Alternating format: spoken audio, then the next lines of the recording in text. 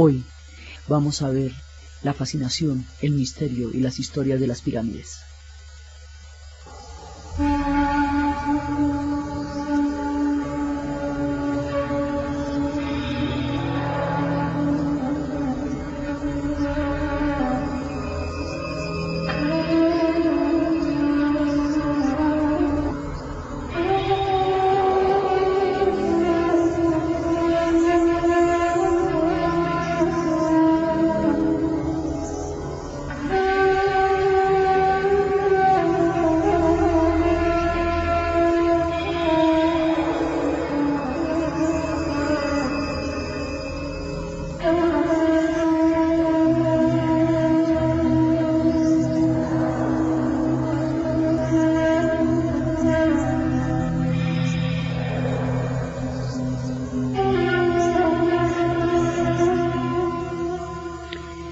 Una de las cosas que más fascinación produce de toda la cultura egipcia, que más enigmas, que más misterios, que más ha inquietado y ha llamado la atención de todos los milenios de generaciones y de culturas que hemos estado en contacto con todo esto a lo largo de los siglos, son las pirámides. La cultura egipcia, como ninguna otra, atrae permanentemente la curiosidad, la fascinación y el misticismo de todo el mundo.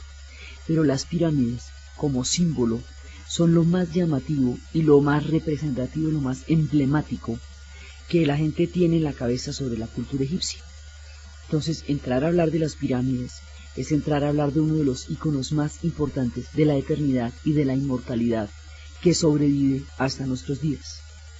Desde el punto de vista histórico, las pirámides son el testimonio del Imperio Antiguo. Hablando del Imperio Antiguo, de acuerdo con la clasificación que habíamos visto la vez pasada, que es la que Menahem le da a los griegos para que tengan una idea más aproximada de su tiempo histórico, y que es la que se va a utilizar en la cultura. Ya hemos hablado que se va a durar 9 siglos, 900 años, que es la primera parte, y que ahí ya estaba planteado todo lo que va a ser la cultura egipcia.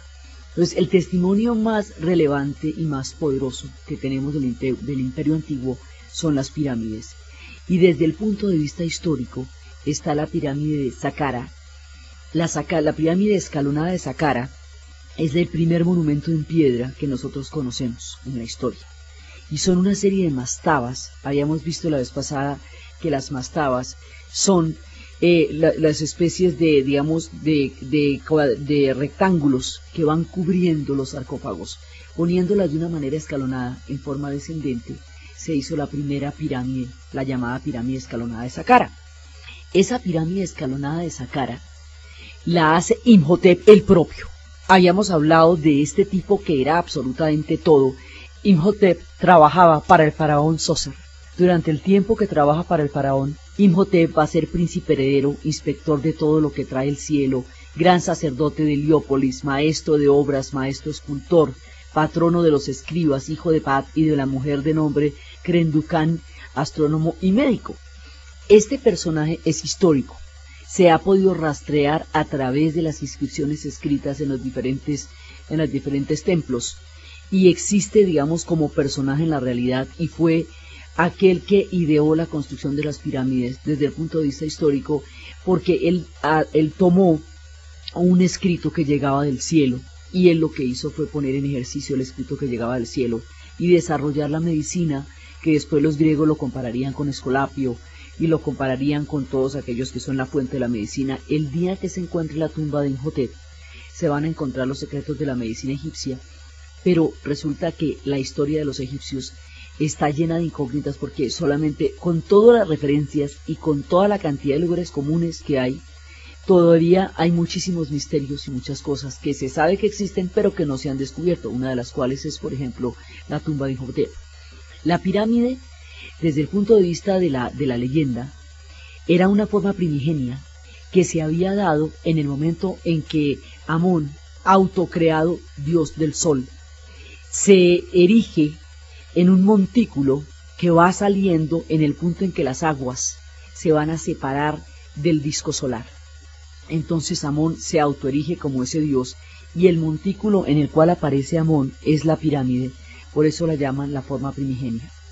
En tiempos de Imhotep se hace la pirámide escalonada de Saqqara, y esa pirámide escalonada de Saqqara va a ser el primer monumento en piedra, es hecha para el emperador, para el faraón, es hecha para el faraón Zoser, y va a ser en su tiempo, y ahí se van a encontrar una serie de textos que van a aparecer de nuevo en el Imperio Medio, luego van a aparecer en el Imperio Nuevo, se van a llamar de diferentes maneras. Al principio era el libro de las pirámides, que se encontró en la de Saqqara, luego se va a llamar el libro de los sarcófagos en el Imperio Medio, y en el Imperio Nuevo se va a llamar el libro de los muertos, que en realidad es como una guía del Lonely Planet o de océano para ir al inframundo, como el viaje de ellos hacia el inframundo es lo que determina el sentido de la vida, pues usted necesita instrucciones precisas y claras para atravesar regiones tan remotas y tan ignotas como el inframundo, a donde llegan los egipcios cuando mueren.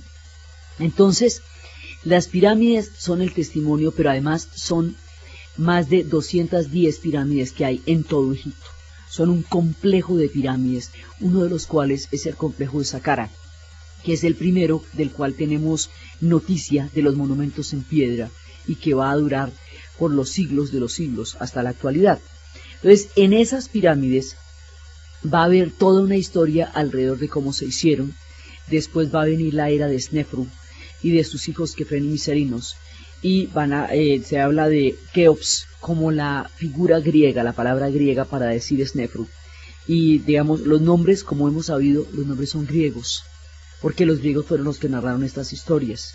Entonces quedaron Keops, Kefren y Meserinos, que son en realidad nombres griegos para Snefru y para sus hijos constructores de pirámides.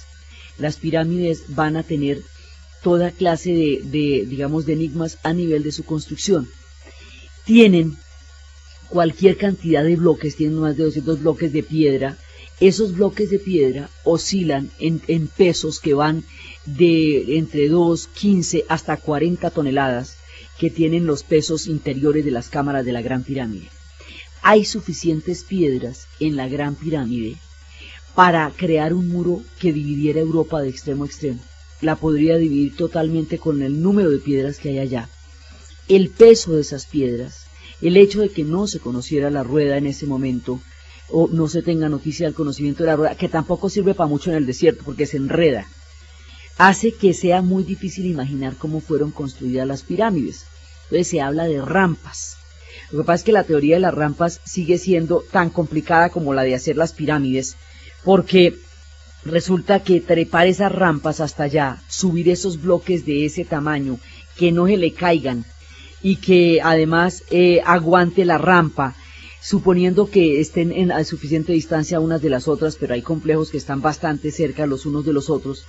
Entonces eso, digamos, con los métodos de que hoy imaginamos de construir, las rampas son la explicación que tenemos, pero sigue siendo muy complicada esa explicación, porque de todas maneras las rampas son tan difíciles de hacer para montar la pirámide como la pirámide misma, dada la altura. La Gran Pirámide fue la altura máxima que tuvo cualquier edificación humana hasta que la Torre Eiffel se hizo en Francia a comienzos del siglo XX. Hasta ese momento, la Gran Pirámide era la mayor altura que había sobre el planeta Tierra. Entonces, todo esto va a dar, digamos, todo un patrimonio histórico de todo lo que está pasando.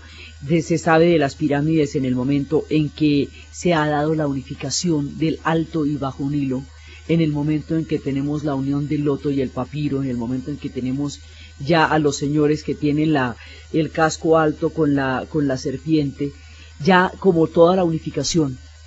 Y se habla de estas como tumbas con recámaras, pero sigue habiendo una cantidad de, digamos, de enigmas históricos. Hay sarcófagos dentro de la Gran Pirámide, y el sarcófago dentro de la Gran Pirámide tiene el problema de que no cabe, no se sabe cómo lo metieron ahí, porque es mucho más grande que el espacio que hay, y sin embargo está ahí.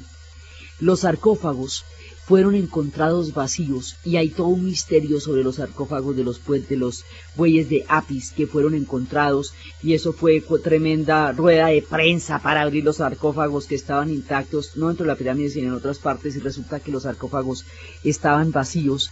Luego no se sabe si esos sarcófagos fueron hechos para despistar a los saqueadores que en el Imperio Antiguo no existían todavía porque el concepto de lo sagrado era demasiado imperturbable para saquear las tumbas, o si eran entierros simbólicos, de qué naturaleza o de qué manera.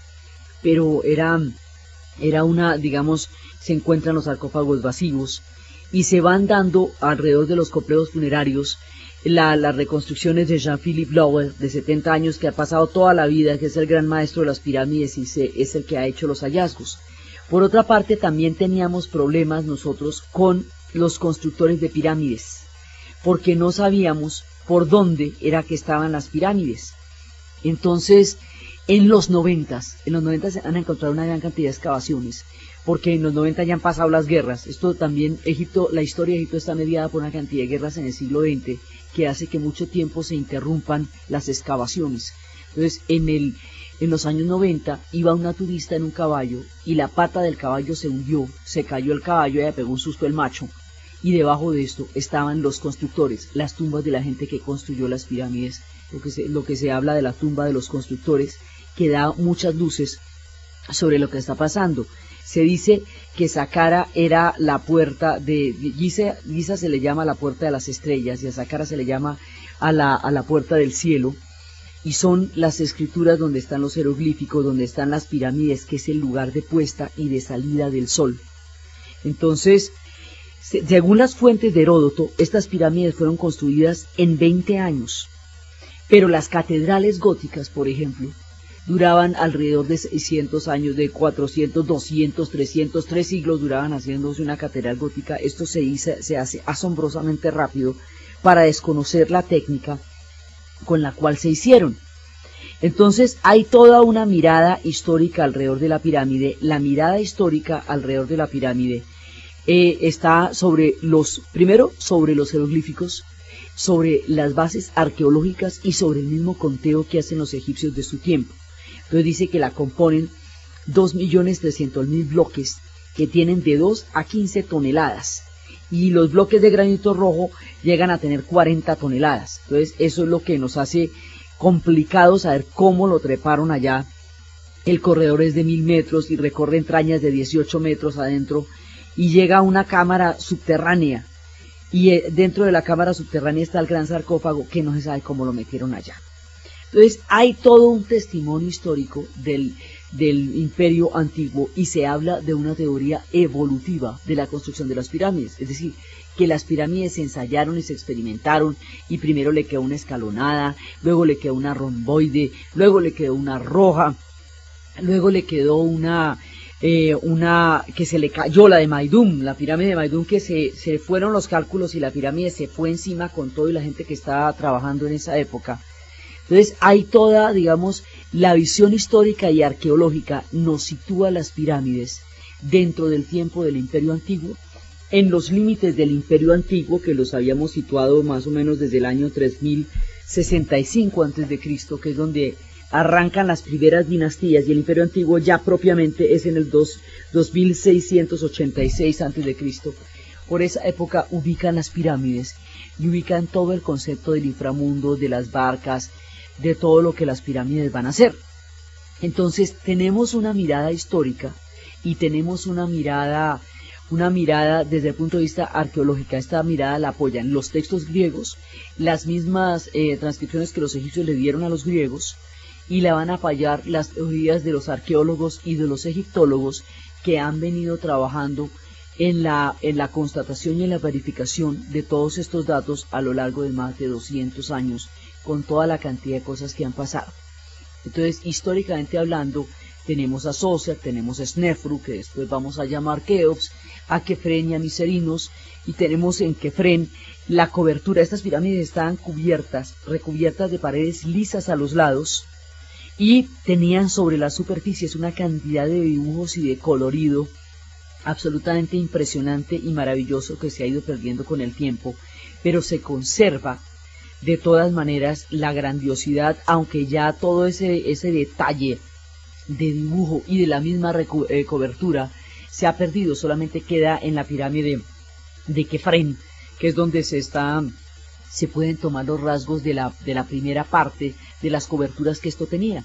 Entonces los árabes decían en su proverbio que el hombre le tiene miedo al tiempo y el tiempo le tiene miedo a las pirámides, porque las pirámides lograron atravesar la barrera de todos los espacios de lo humano. Entonces los egipcios, que habían creado un mundo para la inmortalidad y para lo eterno, dejan en las pirámides el más fascinante de todos los testimonios que se haya encontrado hasta ahora de una cultura destinada a perdurar. Es además muy llamativa esta intención de eternidad y esta intención de inmortalidad de parte de una civilización que tenía planteamientos absolutamente profundos sobre la vida y la muerte, complejos sobre todo lo que era la sociedad humana, en contraste con estos tiempos en donde el consumo hace que lo perecedero sea lo único importante. Hay un contraste entre la complejidad de una cultura que se hizo para la eternidad, para la trascendencia, para la inmortalidad, y una cultura como la actual, donde hay un alto nivel tecnológico, pero el contenido de la civilización, más allá de lo perecedero, y más allá de lo desechable, y más allá de lo comercial, no parece tener una proyección más profunda a nivel de contenidos del espíritu.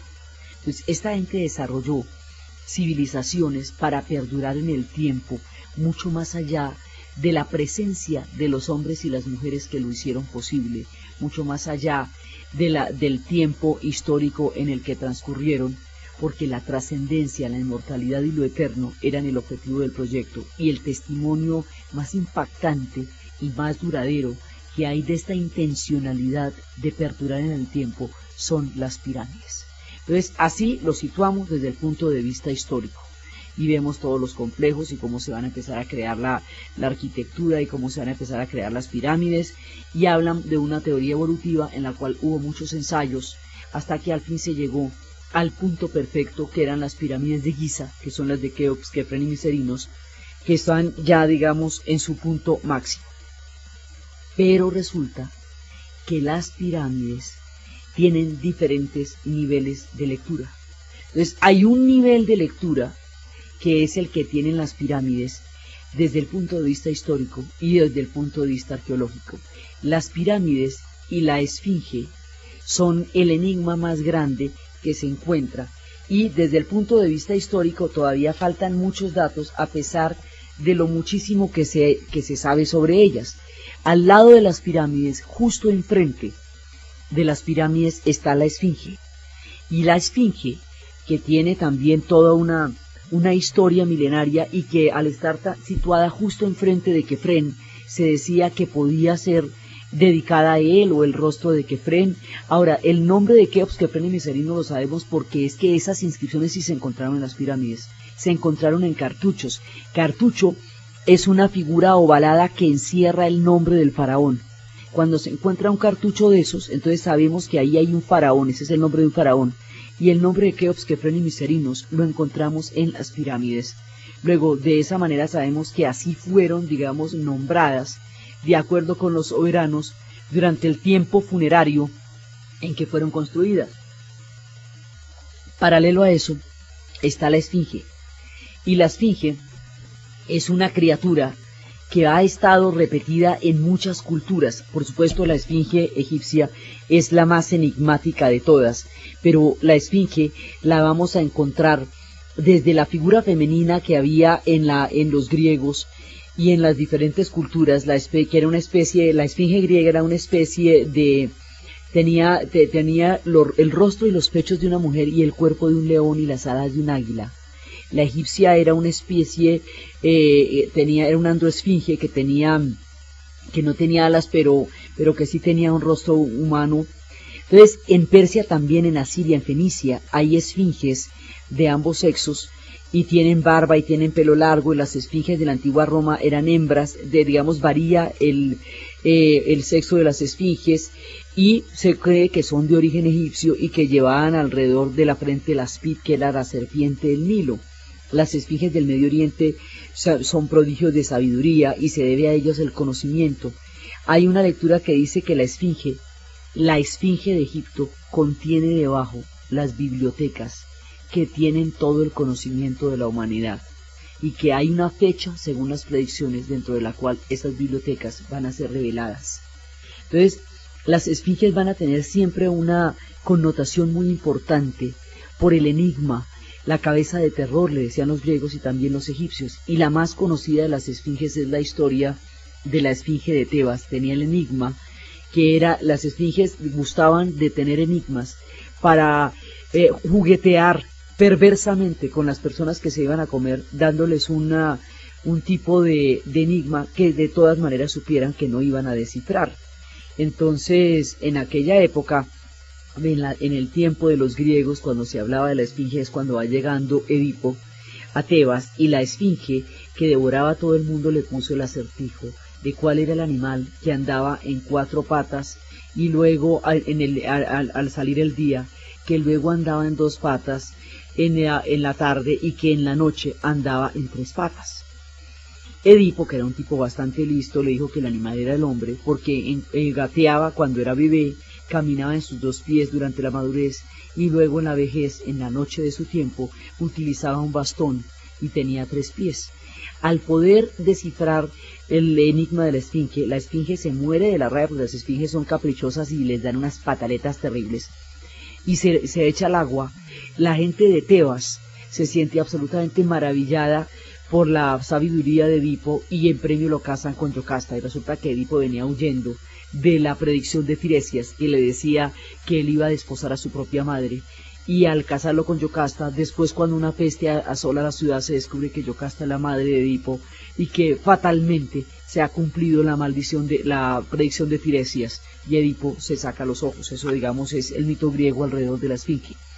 La esfinge de los egipcios tiene toda clase de enigmas. Se habla, primero, si era o no el rostro de Kefren, pero con los avances forenses que tenemos ahora, sabemos que no es el rostro de Kefren.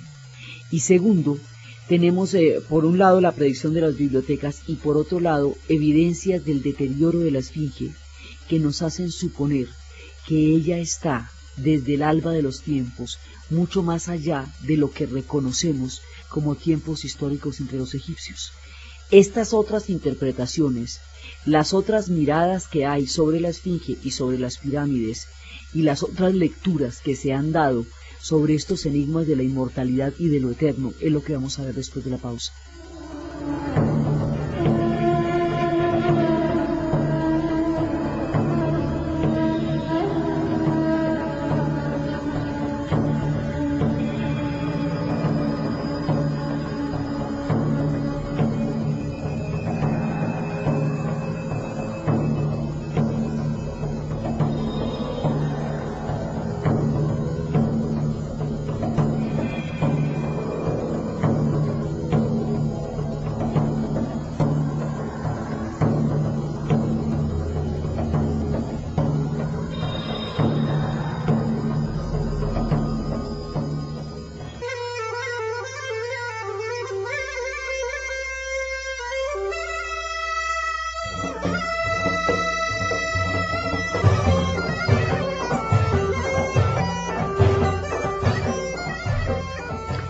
La esfinge supone una serie de enigmas. Uno de ellos es precisamente la predicción de las bibliotecas que se hallan debajo de ella en cámaras. Con el tiempo se han encontrado comunicaciones entre la esfinge y las pirámides. Con las técnicas que existen de reconstrucción de los rostros actuales se sabe que no corresponde al rostro de Kefren como se creía, y alrededor de ella hay toda clase de leyendas, como la de Tutmosis, que se había recostado cierto día en la fatiga del desierto, y de pronto la vio, y ella le dijo que la desenterrara de la arena, y él la desenterró de la arena y que lo haría a Faraón, y en esa época Tutmosis no tenía ninguna posibilidad de llegar dentro de la descendencia a ser Faraón, pero la desenterró de la arena, y al desenterrarla de la arena ella lo convirtió en Faraón, y él le hizo un monumento de mármol alrededor de las garras. Varias veces ha sido enterrada la esfinge y varias veces ha sido desenterrada a lo largo de los milenios, porque las tormentas de arena han cubierto todos estos testimonios de la inmortalidad durante largo tiempo de silencios de arena que más adelante serán revelados una y otra vez. Entonces en esa época Tutmosis la descubrió. Imagínense, Tutmosis es en el periodo nuevo y la descubrió perdida en la arena. En el siglo XIX vuelve y la descubre Roberts, y vuelven y la descubren, pero ya la limpian completamente en el 20, y en el 20 va a haber uno de los viejitos que estaba ahí cuando la desenterraron y que se halló a todas las historias de la egiptología. Y de pronto, ya en la década de los 90, los egipcios, preocupados por el deterioro de la esfinge, mandan a hacer todos los análisis con los métodos de los cuales se dispone actualmente.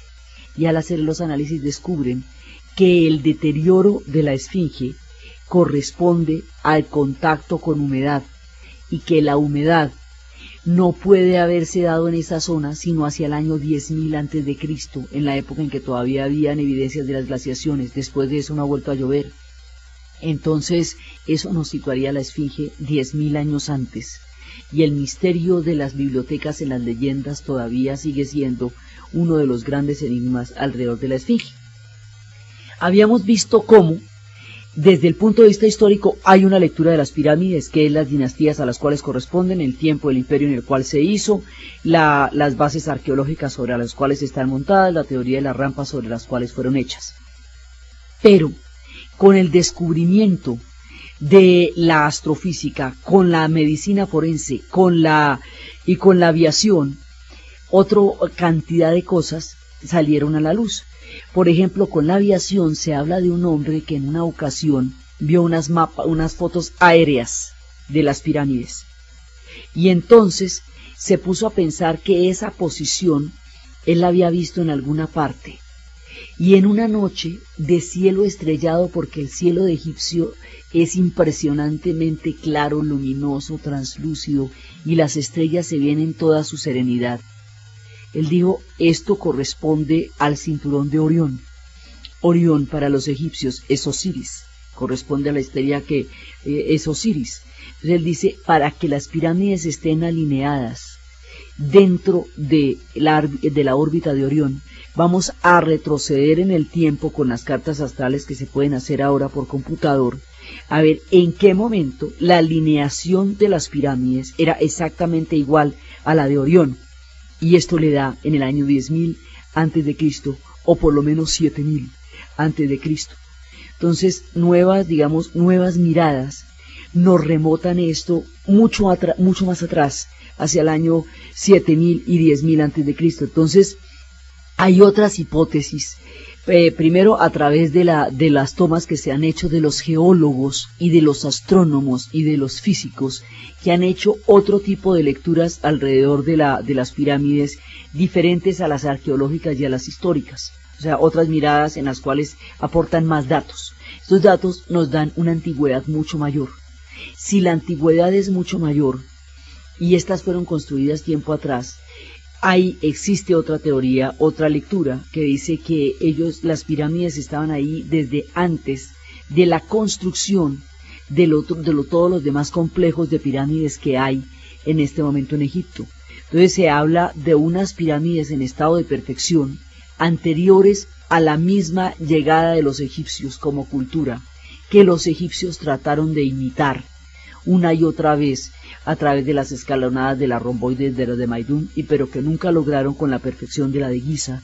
Se habla de un tiempo de los Atlantis y de continentes perdidos, que de donde venían las culturas primigenias. Entonces hay otra lectura que habla de otra mirada de las pirámides mucho más antiguas, no como una evolución de una serie de ensayos que desembocaron en la perfección, sino como imitaciones de una figura primigenia que existía en el tiempo antes de la llegada de los egipcios. Esa es otra de las lecturas, porque desde el punto de vista de la geología, esto tiene vestigios muy anteriores a los que la arqueología dice. Ahora todavía no hemos terminado de explorar las pirámides, y hasta ahora, hasta la actualidad y hasta el momento del relato, se van a introducir sondas, como digamos aparatos, como exactamente como se hizo el Pathfinder, que era una sonda que se mandó al espacio para explorar Júpiter y para explorar Marte.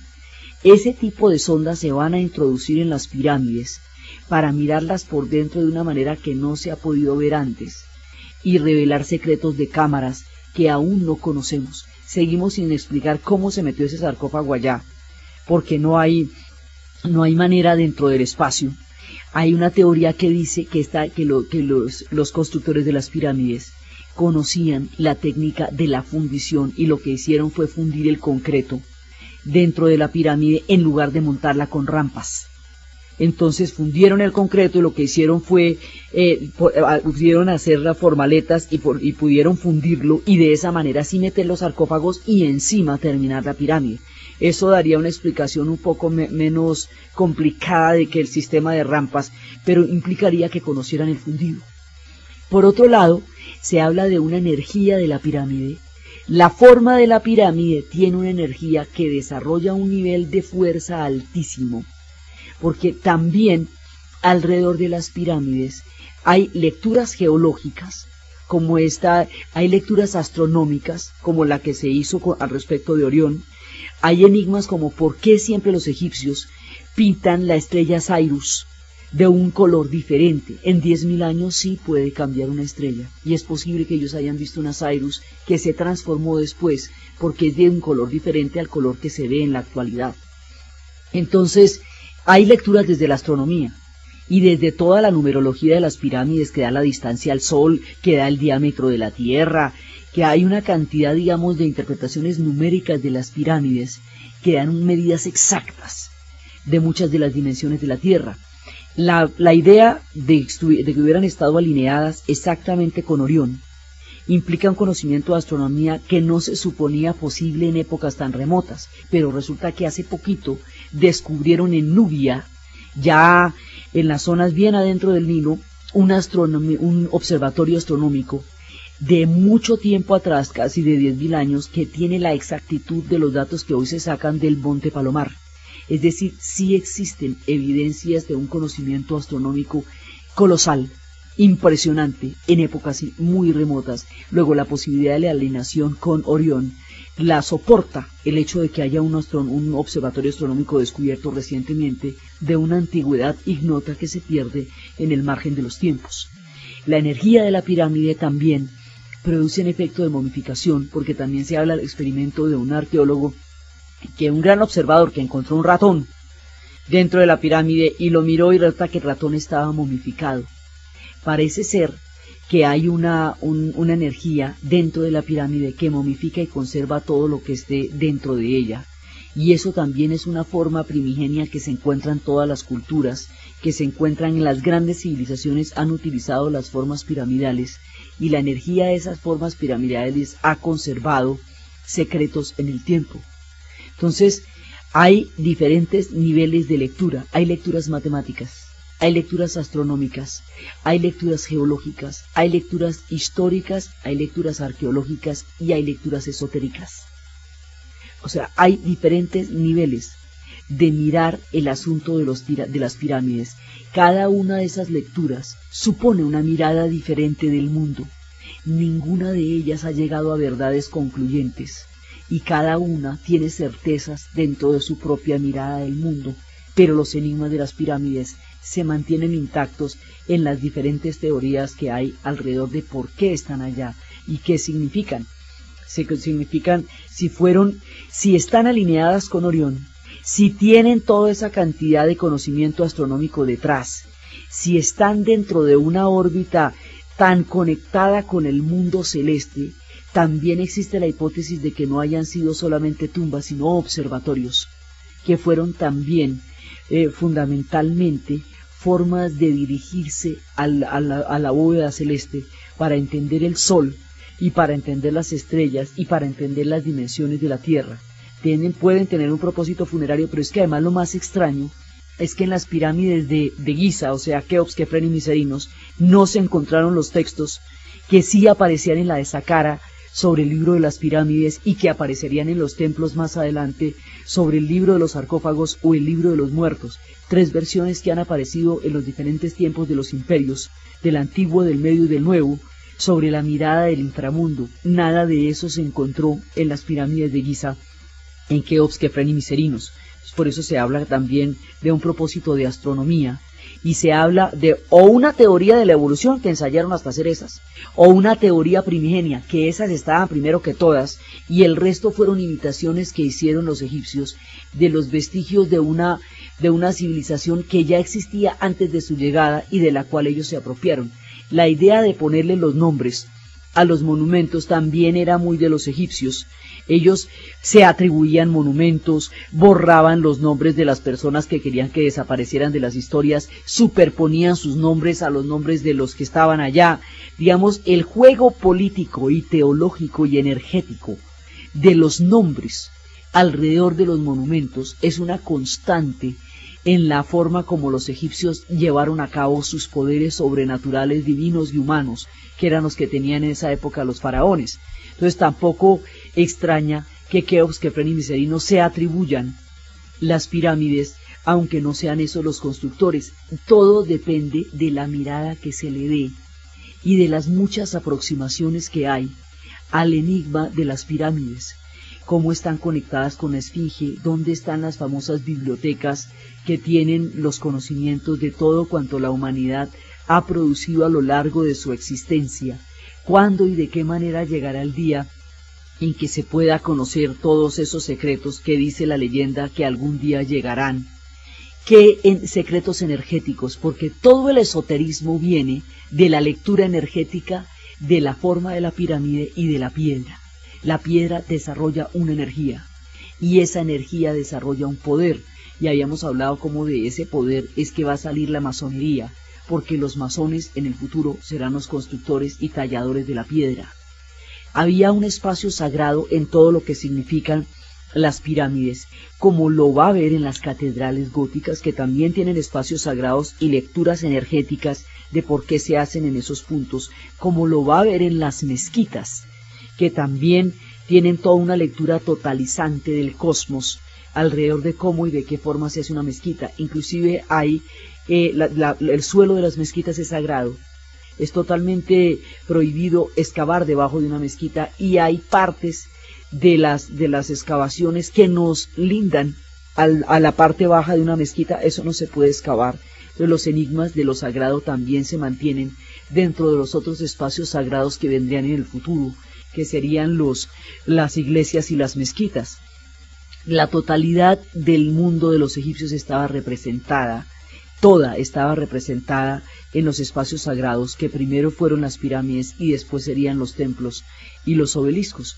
Entonces las pirámides tienen estos puntos energéticos, son el origen de los masones, son el origen de los rosacruces, son el origen de una cantidad de lecturas esotéricas, porque también digamos, usted puede abordar a los egipcios desde el punto de vista histórico, lo puede abordar desde el punto de vista geológico, lo puede abordar desde el punto de vista arqueológico, o los puede abordar desde el punto de vista esotérico. Y desde el punto de vista esotérico, desde el saber del oculto, desde el saber de los iniciados, también hay una serie de lecturas. Lo mismo que nos pasa con las pirámides, pasa con las inscripciones de los templos.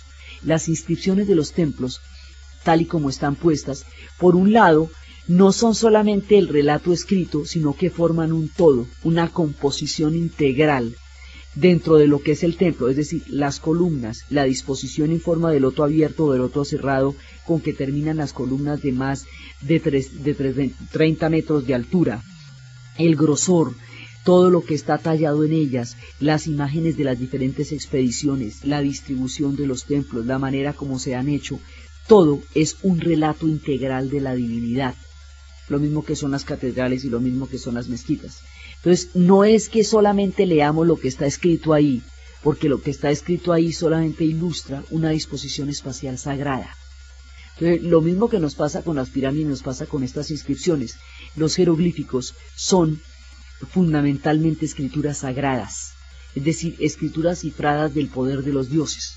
Nosotros conocemos de los jeroglíficos solamente su valor lingüístico, a través de Champollion, porque mucho tiempo después de que los egipcios hubieran caído bajo los romanos y que Roma se hubiera cristianizado, se olvidó lo que significaba el valor de estas inscripciones, y el tiempo dio con el olvido, y después vimos cómo durante la expedición napoleónica se encontró la pieza del pasado que era la piedra Rosetta, y cómo Champollion, Jean-François Champollion, entró en todo el análisis lingüístico y logró descifrar los jeroglíficos a partir de las descripciones en griego.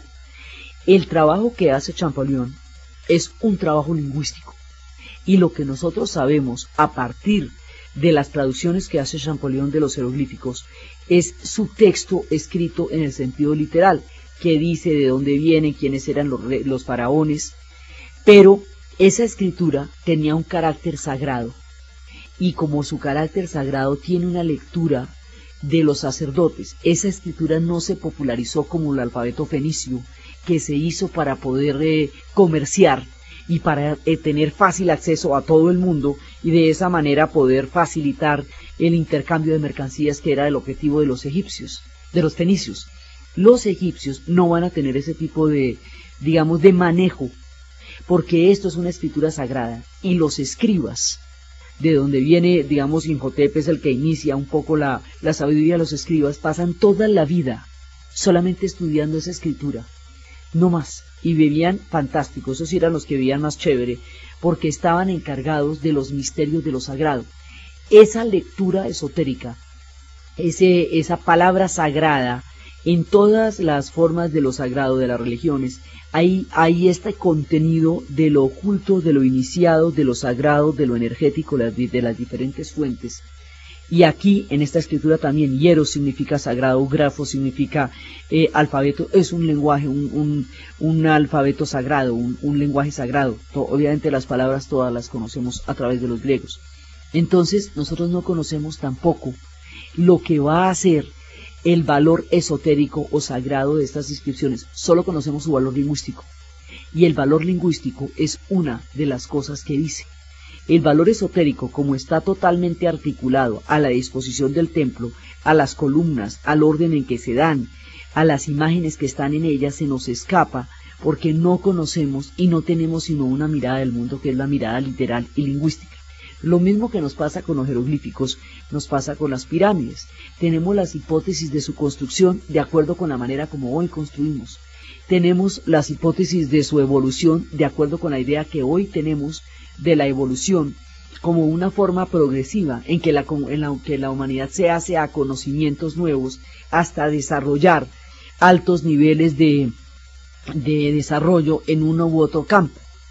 Pero hay otras miradas que también sugieren que hay una multiplicidad de conocimientos y hay una multiplicidad de misterios dentro de las pirámides, de los jeroglíficos, de los templos, que hay toda una forma distinta. Alrededor de esas formas distintas se han dado todas las lecturas esotéricas. Y como ahora hay lecturas astronómicas, lecturas físicas y lecturas geológicas, cada una de esas lecturas y la aviación nos ha dado una diferente forma de entender y abordar el asunto de las pirámides. Pero lo fascinante del asunto de las pirámides es que no lo tenemos resuelto. Finalmente los enigmas no los logramos descifrar. No sabemos cómo la hicieron, no sabemos cómo metieron ese sarcófago ahí, no sabemos cuánto tiempo, describen 20 años. 20 años es muy poco tiempo para lograr una obra tan monumental cuando las catedrales góticas se hacían en varios siglos. No sabemos exactamente qué significaban, creemos en toda la historia del inframundo, pero tampoco sabemos su valor como astronomía, como observatorio astronómico que pudieron haber tenido. En su tiempo lo ubicamos en un nivel histórico dentro de la tercera y cuarta dinastía del Imperio Antiguo, pero otros datos nos remontan a una antigüedad muy anterior que nos supondría la presencia de civilizaciones anteriores a la civilización de los egipcios, o los trasladaría en el tiempo mucho más atrás de lo que los tenemos ubicados. Entonces el asunto es que cualquiera que sea la lectura que usted haga de las pirámides, no llega a conclusiones definitivas en ninguno de los sentidos. Puede manejarse dentro de los ámbitos históricos si eso lo pone más tranquilo. Puede manejarse dentro de los ámbitos energéticos si eso lo llena de fe y de optimismo y de un sentido oculto.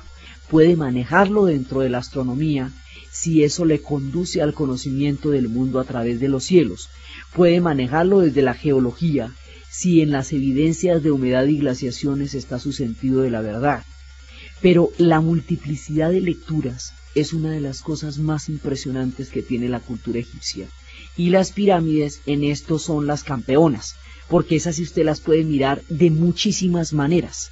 Entonces no podemos decir que existe una versión sobre las pirámides, pero están ahí. El asunto es que están ahí, trascendieron el tiempo, trascendieron las eras, trascendieron las historias, vieron caer y subir y surgir cualquier cantidad de civilizaciones, como habíamos visto en el programa pasado, de qué manera aparecieron y desaparecieron los asirios, los babilonios, los caldeos, los sumerios, los fenicios, los griegos y los romanos, y Occidente mismo, en su punto más banal y frívolo de las épocas actuales, sigue, digamos, pendiente de los indicadores económicos o de cualquier cantidad de signos temporales, mientras las pirámides mantienen sus misterios. Mucho más seguiremos descifrando a medida que las ondas del Pathfinder entren dentro de la pirámide y a medida que se hagan otros y nuevas miradas y nuevas excavaciones. Todavía está pendiente la tumba de Imhotep, todavía está pendiente la manera como se hicieron experimentos en la era moderna que reconstruyen las condiciones tecnológicas que se supone que tenían en esa época. No han podido lograr trepar esas piedras hasta allá y todavía no disponemos de medios para hacerlo en la actualidad. Entonces hay secretos, digamos, o ellos conocían otro tipo de técnicas o ellos tenían otras miradas del mundo que explican cómo era que lograban hacer eso que nosotros, que nos creemos más allá del bien y del mal, en la tapa de las civilizaciones y por fuera de los tiempos, no sabemos. Luego nuestros niveles de tecnología aún no explican civilizaciones mucho más avanzadas, no solamente en términos de construcción, sino en términos de propuesta, a la que hoy actualmente tenemos, así tengamos cualquier cantidad de juguetes tecnológicos para hacernos la idea de que entendemos mejor el mundo de lo que lo entendían los antiguos. El asunto es que la manera como los egipcios plantearon su cultura aún no es superada ni completamente entendida por nosotros, y menos desde una civilización que tiene ópticas tan diferentes de ver el contenido de su propuesta como paso en la historia. Por eso las pirámides siguen siendo la mayor de las fascinaciones, porque suponen enigmas, suponen la multiplicidad de lecturas, y el solo hecho de que haya una multiplicidad de formas de interpretar las pirámides enriquece profundamente la capacidad del espíritu para entender diferentes planos, para afrontar el mundo, y esto también es un nivel de la historia. Después de las pirámides vendrán los templos, que también tienen sus secretos y también tienen sus misterios, y que recorrerán el Imperio Medio y el Imperio Nuevo.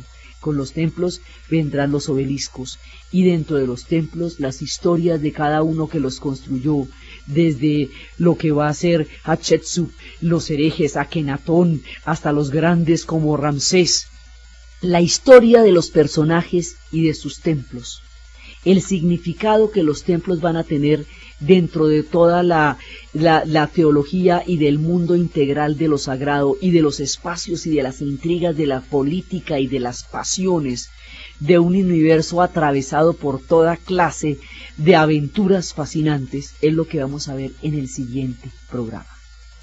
Entonces, desde los misterios esotéricos de la energía de las pirámides, desde las lecturas históricas de la tercera y cuarta dinastía, de los tiempos de Saqqara, desde los tiempos de Orión y su exacta distribución dentro de las pirámides en tiempos inmemoriales, desde las diferentes lecturas que estos portentosos monumentos siguen dando a la capacidad humana de interpretar, de soñar, de imaginar y de explicar lo que aún resulta enigmático.